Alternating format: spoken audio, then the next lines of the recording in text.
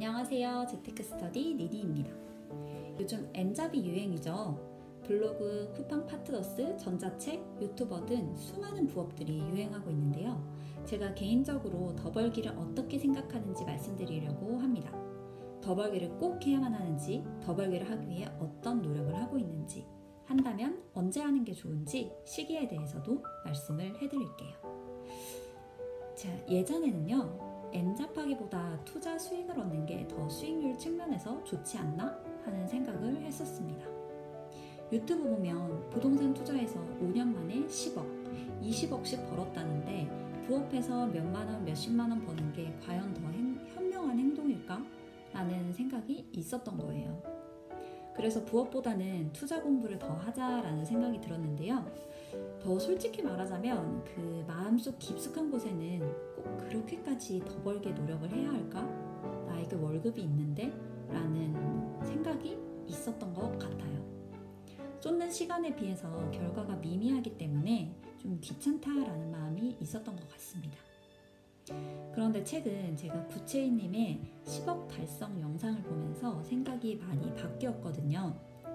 구체인님은 16년 10월 저랑 똑같은 연월에 결혼을 하셔서 현재까지 10억이 넘는 돈을 모으셨고 올해 말이 되면 몇천만 원 더 모일 예정이다 라고 말씀을 하시는데 여기서 약간 머리가 띵한 거예요. 10억을 달성했다라는 문구 말고요. 올해 말에 몇천만 원이 더 모을 것이다 라고 확신하는 모습에서 제가 충격을 받았습니다.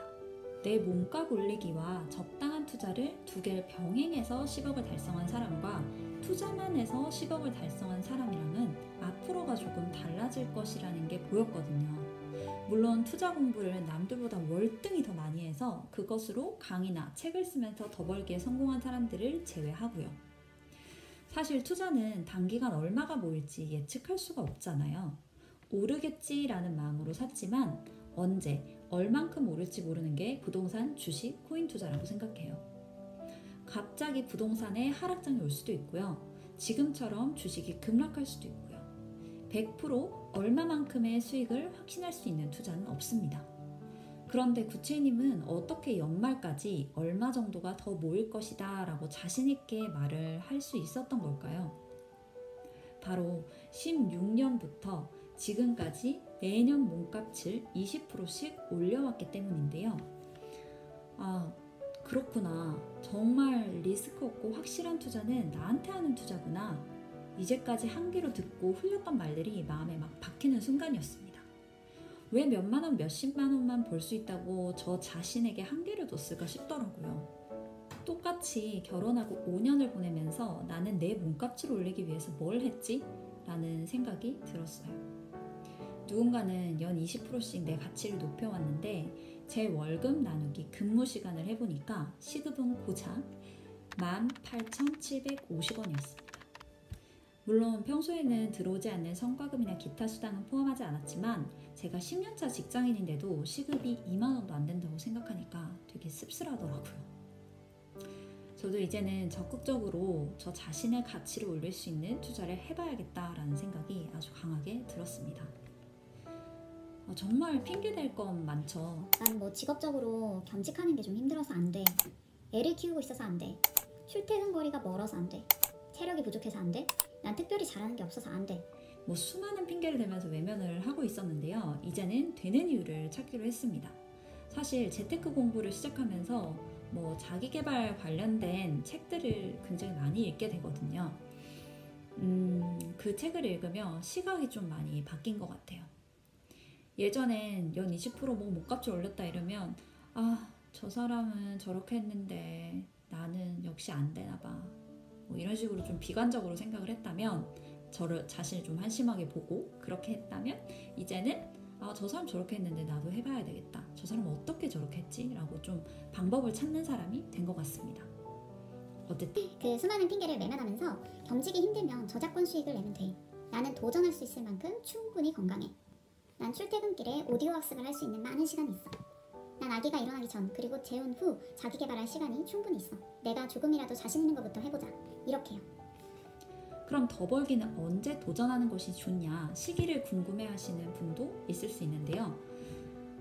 지금 제가 사회 초년생이라면 더 벌기에 도전하지 않을 것 같습니다. 일단 월급도 제가 노력해서 얻은 내 몸값을 올린 결과잖아요. 그래서 당연히 사회 초년생일 경우에는 내 직장에서 나의 능력을 발휘할 수 있는 최대한의 노력을 해야 된다고 생각해요. 직장인이 하나의 루틴이 돼서 큰 에너지가 소모되지 않아도 그 안에서 성과를 낼 수 있을 만큼요. 적어도 3, 4년의 시간은 지나야겠죠? 저 나름 직장을 오래 다녔고 이제는 일이 익어서 다른 일에 도전을 할 에너지와 시간이 좀 남는 상태예요. 이때가 가장 도전하기 좋은 시기라고 생각합니다. 내가 공부하고 있는 내용을 블로그로 남기든 유튜브를 찍든 전자책을 쓰든 내가 가진 것을 컨텐츠화하려는 노력을 해보기로 결심을 하는 거예요. 9월 목표 영상에도 남겼듯이 이모티콘 만들기에도 도전을 하고 있고요. 블로그에 글을 쓸 때는 제가 나중에 책을 쓰고 싶기 때문에 미리 원고 내용을 쓴다는 마음가짐으로 쓰고 있습니다. 이제까진 돼도 그만 안 돼도 그만이란 마음으로 임했다면 이제는 될 때까지 한다라는 마음으로 해보려고 합니다. 여기서 주의점은 한 가지 일이 익숙해질 때까지 다른 도전을 잠시 미루는 겁니다. 마치 직장 일이 익숙해질 때까지 적응 기간이 있는 것처럼요. 유튜브면 유튜브, 블로그면 블로그, 이 루틴이 생활화될 때까지 집중을 하는 거예요. 이거하고 저거하고 그러다 보면 하나의 일을 하는데 쏟는 에너지가 줄어들지가 않거든요. 그리고 꼭 한 가지 말씀드리고 싶은 건 그렇다고 투자 공부를 게을리해서는 절대 안 된다는 거예요. 시기적인 측면에서 한 가지 더 말씀드리고 싶은데요. 시드가 마련된 사람이라면 더 벌기보다도 내 집 마련이 우선돼야 된다고 생각합니다. 내 집 마련이 목표인 분들은 반드시 부동산 관련 책을 읽으시고 이런 말 지겨우시겠지만 유튜브로 강의 많이 보시고 주말마다 임장 가셔야 되는 거고요. 어느 정도 공부가 끝나면 내 집 한 채는 인플레이션 해지한다고 생각해놓고 무조건 마련해 놓으시길 추천드립니다. 내 기준 너무 무리되지 않는 선에서요. 나는 아직 시드가 없다, 모으는 중이다 하시는 분들은 돈을 모으는 동안 또는 내 집 마련 후 다른 투자를 할 그 시드를 다시 만드는 동안은 적극적으로 몸값 올리기에 도전하시기를 추천드립니다. 사실 제가 이 타이밍인데요. 모든 시드를 소진한 상태라 손 놓고 그냥 기다리고 있기가 너무 시간 아깝더라고요. 그 와중에 구체인님 영상을 보게 됐고 더 벌기에 적극적으로 노력을 해야겠다라는 생각이 들어서 이렇게 영상까지 남기게 됐습니다. 리스크가 절대 없고 평생 쓸 수 있는 재테크 무기. 저는 9월 한 달 동안 열심히 그린 이모티콘을 현재 네이버 오지큐 마켓 그리고 카카오톡에 제안을 해둔 상태고요. 아직 승인 결과는 나오지 않았는데요. 기다리는 동안도 행복하더라고요. 카톡꽃이 이렇게 불릴 만큼 카카오톡 이모티콘이 승인되기가 힘든가 봐요. 근데 나의 능력을 재화로 바꾸는 도전을 해본 거니까요. 일단 100개까지는 만들어서 도전해보자 라는 생각이 있습니다. 막연한 목표가 도전을 두렵게 하는 것 같아요. 100개 안에 성공한다 라는 명확한 데드라인을 정하고 나니까 무조건 100개를 채울 때까진 포기하지 않겠다라는 생각이 들어서 실행력이 뿜뿜하게 되는 것 같습니다. 제가 좋아하는 책에 이런 말이 나오거든요.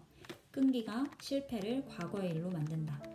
끈기의 중요성을 겪어본 사람은 실패를 일시적인 일 이상으로 치부하지 않는다. 이들은 열망을 끈기 있게 밀어붙이고 마침내 실패를 승리로 바꿔낸다. 재테크 스터디원 여러분들도 혹시나 과정에서 실패를 겪더라도 일시적인 일로 생각을 하시고 끈기 있게 자신을 갈고 닦아서 더 벌기에 성공하시기를 바랄게요. 이상 재테크 스터디 니니였습니다. 오늘 영상이 도움이 되셨으면 좋아요와 구독 부탁드릴게요. 그럼 오늘도 좋은 하루 되세요. 안녕!